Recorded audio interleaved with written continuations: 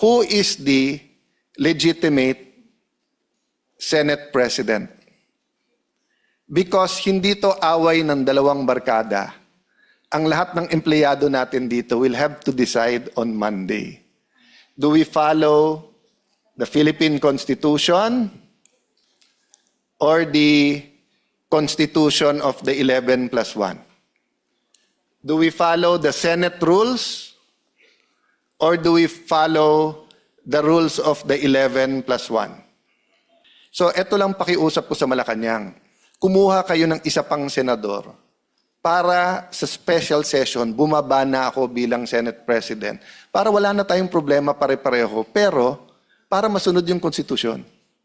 Kung pwede lang, Senator Amy, na bumaba ako today, Chairman, Senator Robin, gusto ko nang bumaba today as Senate President.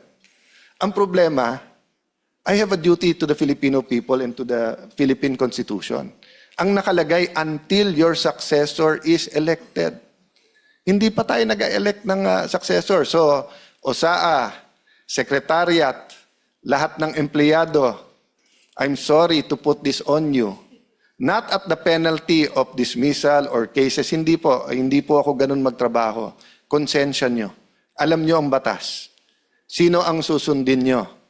Yung peke na acting Senate President o yung sinasabi ng ating konstitusyon na Senate President?